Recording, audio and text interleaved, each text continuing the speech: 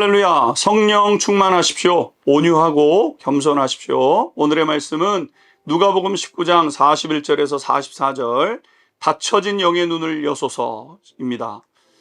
예수님은 하나님의 뜻을 이루기 위해 나귀 새끼를 타고 입성하셨습니다. 사람들은 예수님을 기쁨과 환호로 맞이했습니다.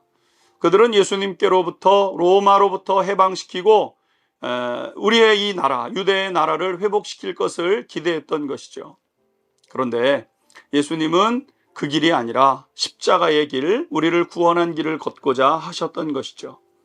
오늘 예수님은 이렇게 입성하는 자리에서 눈물을 보이시게 되었습니다. 41절, 42절 보십시오.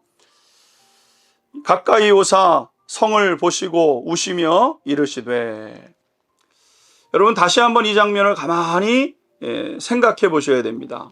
사람들은 지금 호산나 호산나 환호하며 예수님을 기쁨으로 맞이하고 있습니다. 종려나무 가지를 흔들며 축제의 장이 벌어지고 있는 거죠.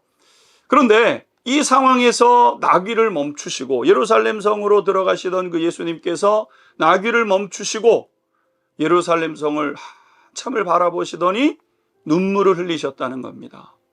참 특별한 상황입니다. 여러분, 예수님이 갑자기 눈물을 흘리신 이유가 뭡니까? 여러분, 지금 사람들은 환호하고 있습니다. 기뻐하고 있습니다. 근데 예수님 혼자 울고 계시는 거예요. 가슴이 저리고 아파왔기 때문에. 왜 예수님은 그토록 예수님의 마음이 아팠던 겁니까? 그것은 앞으로 예루살렘에 닥칠 일들이 있었기 때문입니다. 42절에서 44절 보십시오. 이르시되 너도 오늘 평화에 관한 일을 알았더라면 좋을 뻔하였거니와 지금 내 눈에 숨겨졌도다. 날이 이를지라 내 원수들이 토둔을 쌓고 너를 둘러 사면으로 가두고 또 너와 및 그 가운데 있는 내 자식들을 땅에 맺히며 돌 하나도 돌 위에 남기지 아니하리니 이는 내가 보살핌을 받는 나를 알지 못함을 이남이니라 하시니라.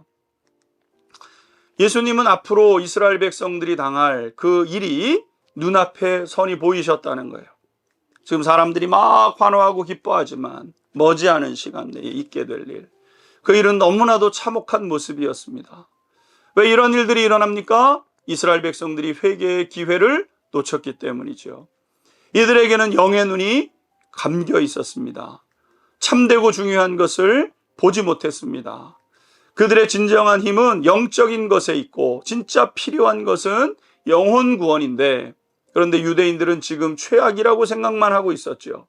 로마의 압제 때문에 아무것도 하지 못한다고 탄식하고 있었습니다.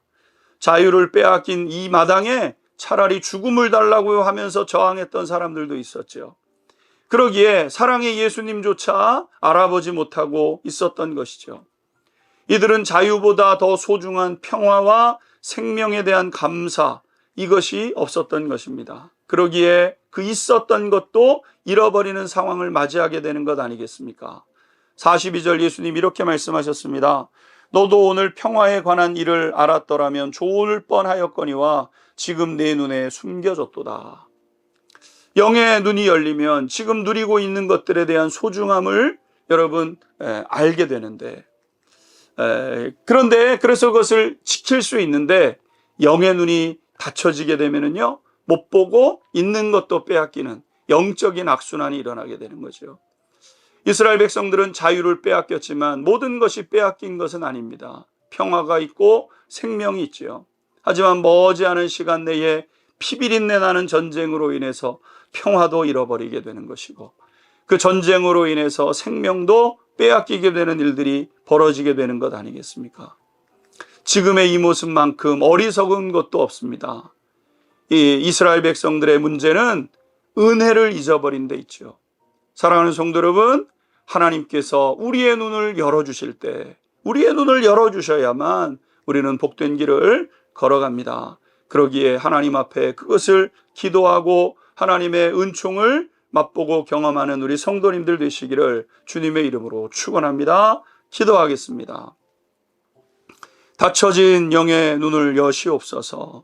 헛된 것만 바라보다가 정말 귀한 것, 참된 것을 잃지 않게 하옵소서. 세상 바라보다가 주님 잃지 않도록 함께하여 주옵소서. 예수 그리스도의 이름으로 기도하옵나이다. 아멘.